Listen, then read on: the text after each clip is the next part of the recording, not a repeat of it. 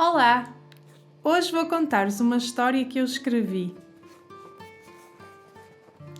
Era uma vez um país à beira-mar plantado chamado Portugal. Nesse país, de 1932 a 1974, não havia liberdade. O que havia era censura e sofrimento para quem se opusesse ao que o governo dizia. O chefe de Estado chamava-se António de Oliveira Salazar.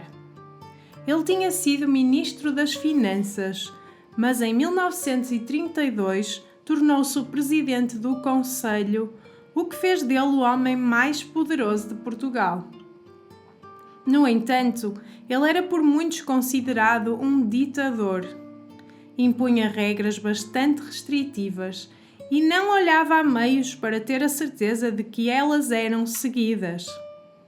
A sua forma de governar baseava-se muito no fascismo. De facto, a polícia da altura chamava-se PIDE, Polícia Internacional e de Defesa do Estado.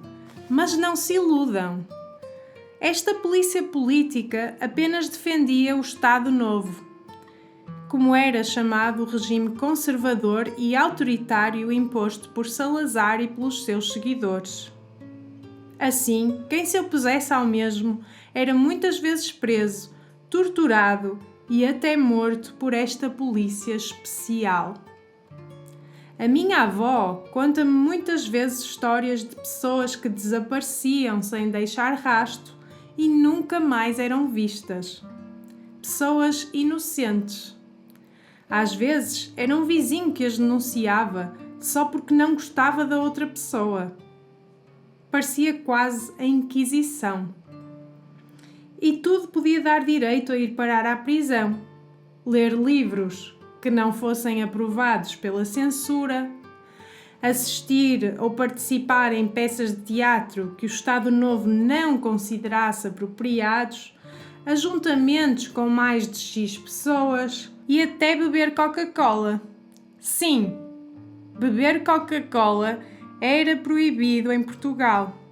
Era por isso que a minha avó e muitas outras pessoas como ela mal passavam a fronteira para a Espanha, a primeira coisa que faziam era beber uma Coca-Cola. Outro aspecto por muitos considerado negativo neste período foi a Guerra do Ultramar. Portugal, durante o regime salazarista, tinha ainda várias colónias portuguesas em África, Angola e Moçambique, por exemplo. Como estes países queriam a sua independência, Salazar enviou milhares de jovens durante vários anos para combaterem nesses países. Muitos deles ficaram feridos, muitos outros morreram. E há ainda um grande número de pessoas da geração dos anos 70 que sofrem de stress pós-traumático por causa disso. Como eles, imagino que muitas pessoas da geração de 70 dos países africanos também tenham ficado com as marcas desta guerra sem sentido. Depois de cerca de 36 anos no governo, em 1968, Salazar desequilibra-se e cai. Há quem diga que foi de uma cadeira, mas há testemunhos contraditórios. De qualquer forma, Salazar nunca mais voltou ao poder por razões de saúde. Em 1968, Marcelo Caetano tomou o lugar de Salazar. Apesar de não ser tão rígido quanto Salazar, a ditadura ainda se prolongou até 1974. Nesse ano, planeou-se um golpe de Estado. A 25 de abril de 1974, recebendo 2 senhas pela rádio, as músicas E Depois do Adeus de Paulo de Carvalho e Grândola Vila Morena de Zeca Afonso, o movimento das Forças Armadas, juntamente com a ajuda do povo português, atacou o governo, tomando posse e pondo fim à Primavera Marcelista e dando início a uma nova era para Portugal. O que torna esta revolta popular tão interessante é que não houve derramamento de sangue, pelo menos não em grande escala. O governo já mais fragilizado, rendeu-se sem grandes problemas e, em vez de balas, cravos foram usados nas espingardas. Por isso é que esta é conhecida como a Revolução dos Cravos. O povo saiu à rua e festejou. Era o início de uma mudança profunda em Portugal. Apesar de os anos seguintes não terem sido muito fáceis, Portugal estava a caminho da democracia e da liberdade que sentimos hoje. Graças a mulheres e homens comuns, como nós, o meu lindo país é agora um lugar de paz e de esperança. Deixou de existir censura para haver liberdade de expressão. Começou a apostar-se na educação e na cultura das pessoas e as famílias viram a sua qualidade de vida a crescer significativamente. Para além disso, a Coca-Cola começou a ser permitida em Portugal, o que fez a minha avó muito feliz.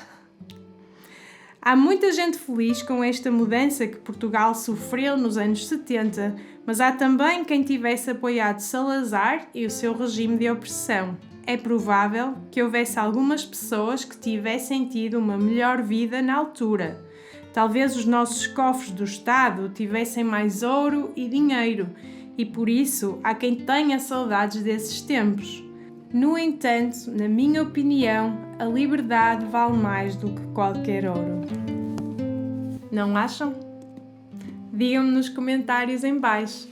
Espero que tenham gostado deste pequeno vídeo que eu fiz sobre este dia tão importante para os portugueses, que é o 25 de Abril, o Dia da Liberdade. Se tiverem a oportunidade e estiverem aqui em Portugal, não se esqueçam de ir ver pelas cidades deste país fora as celebrações do 25 de Abril. E é isso, espero que tenham gostado e viva a liberdade! 25 de Abril sempre, fascismo nunca mais. Estas são algumas das frases que vocês poderão ouvir pelas ruas de Portugal neste dia tão especial. Se quiserem saber mais sobre a cultura e a língua portuguesas, não se esqueçam de ir ver o meu curso All-in-One Portuguese Course. Eu vou deixar o link para o curso aqui na descrição em baixo. Um beijinho e até ao próximo vídeo!